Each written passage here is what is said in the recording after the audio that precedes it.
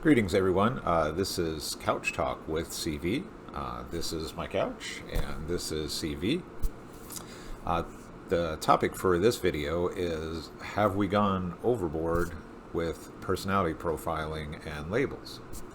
Now, before we dive into the topic, Couch Talk with CV is part of a blog site I have, primateevolve.com.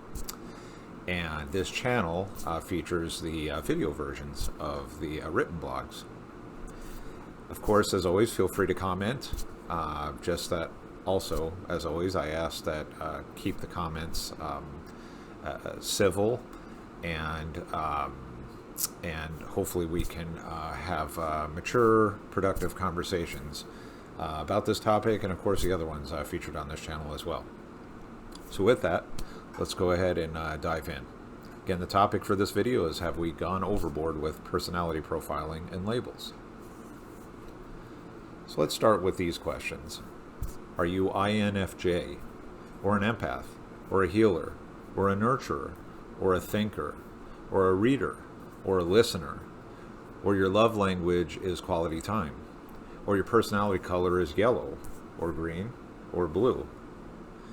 Do we need so many labels? Do we need to be rigidly defined by them? There's no denying that we are all individuals with varying personalities.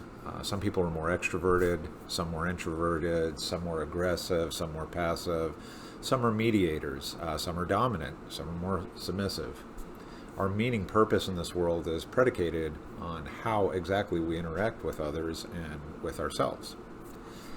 I want to mention as a quick sidebar that in the field of psychology, for example, it's the studying personality and understanding what all that entails is an important subject. I mean, it's kind of sort of a flagship subject of working in psychology and social sciences.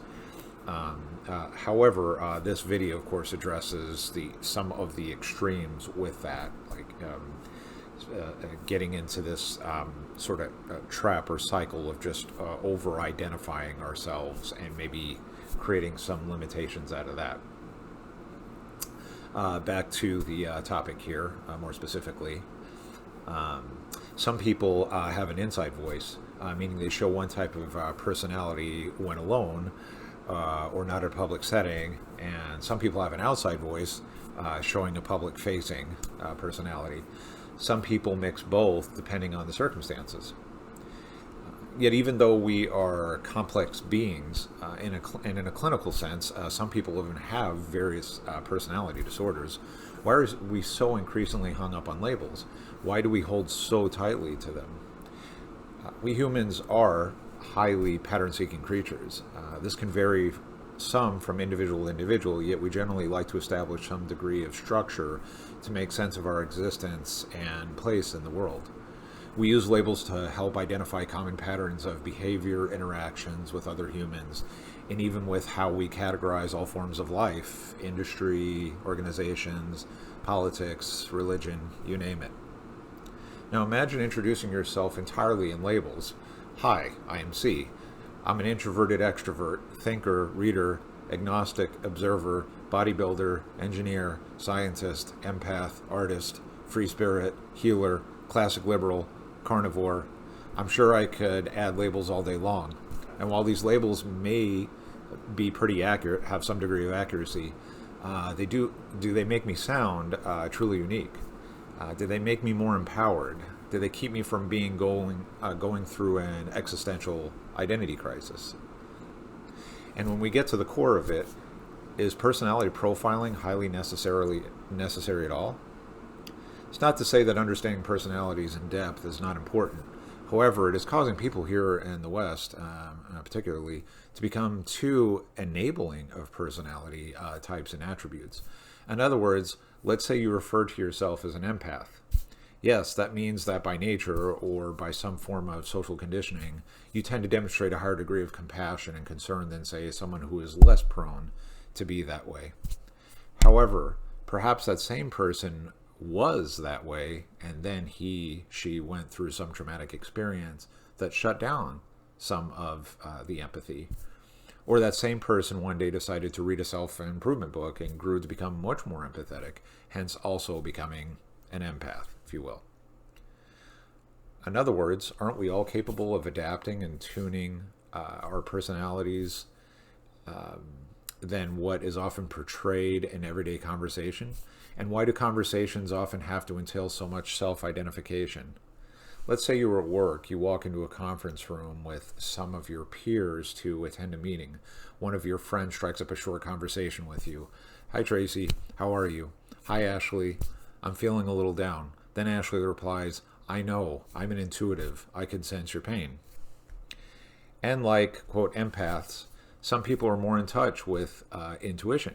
But does that mean everyone else in the conference room did not pick up on any verbal and nonverbal cues about Stacy's behavior that day? Or perhaps some people are more subtle about their perceptiveness. That is not to say that different aspects of personality, particularly if they do not maliciously cause harm to others or oneself, aren't necessary and provide important utility. However, personality profiling also appears to be a crutch for many people, and worse, it can make some people more entrenched in justifying their actions because of their personality profile. Well, I'm a time changer. That's why I'm never on time anywhere I go. Personality pendulum has swung too far to the mentality of this is who I am and this is what I do because of who I am.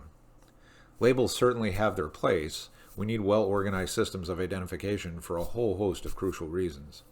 However, when it leaves little room for personal growth, that is, consciously working on ways to improve communication, become more well-rounded, fix the personality traits that are lacking, then it leads to more excuses than solutions or necessary adaptability. What if my love languages are quality time and physical affection? Shouldn't I put as much effort as possible in developing the other love languages as well? Yes, one argument to that is, well, we are all different. We're not all going to have the same relationship. True, but some of the self-proclaimed individualistic qualities that often separate us are also often qualities that we all should have as a foundation for a more engaging, meaningful, holistic relationship. Many people take that for granted. We are all guilty of expecting others to adapt to our personality attributes, or give us our space if we are with people who don't adapt well. We live life as if there will be many chances to reform ourselves in a next life or a plane of existence. We live as if we cannot live without labels we so heavily depend on. A simple answer could be balance, balance, balance. We hear this all the time now. Or it could be that maybe it's more than time. We spend more time understanding our similarities instead of clinging so tightly to our personality and label differences.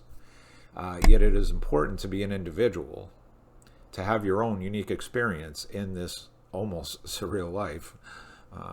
Yet it is also important to be as well-rounded as possible and adaptable as possible. It means better interpersonal relationships and personal growth.